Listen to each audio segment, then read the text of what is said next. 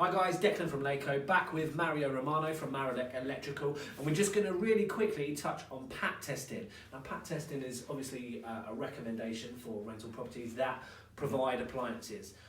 So I just want to get your your feedback really on what PAT testing is, how it works, how long a PAT test is valid for, so that we can kind of make sure landlords know what and why. Yeah, so PAT testing is a portable appliance testing. So in a rental property, for instance, it's most things that are portable. So fridge, freezer, washing machine, dishwasher, also the cooker hood, the extraction hood in the kitchen.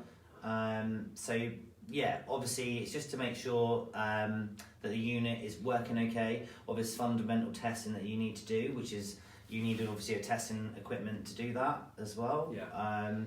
And it really depends as well if it passes or not passes. It depends on that. Okay, and just quickly on the type of appliances, obviously anything that is plugged in, really, isn't it? So where you used to have ovens used to be plugged in, they don't need to be PAT tested anymore because they're on a fuse spur. Is that right? Anything that's fixed in equipment. Also, actually, as well, if it's behind integrated stuff, if you can't get into the integrated ones, it's not classed as portable appliance. Sure.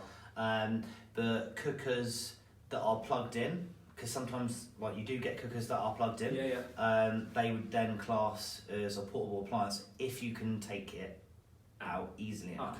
Okay, fine. And so how long does a PAT test last for? Usually, depending on the appliance, for instance, fridge, washing machine, the general stuff that you get into a rental property are a year. So following year would then need a re-inspection of it. But usually if it's a pass then it's most likely going to be okay. It's just you need to just make sure there's a few things you check for anyway when you portable. It's just the plug itself, making sure that there's no damage to the fuse or any cable into the fuse plug. That's just a visual inspection, so as long as that's a tick then you move on to the testing itself as well. Okay, great. I mean, we've just kind of done a whole video that is going to be loaded up very shortly on EICRs. Is that something you'd recommend having done at the same time, really? So yeah, I mean, with the ICRs and PAT testing, obviously PAT testing then looks after the actual appliance itself. If an EICR is complete with that, then you would, depending on if it's okay and it's a satisfactory, usually that would mean that the system itself is okay for the person to live there.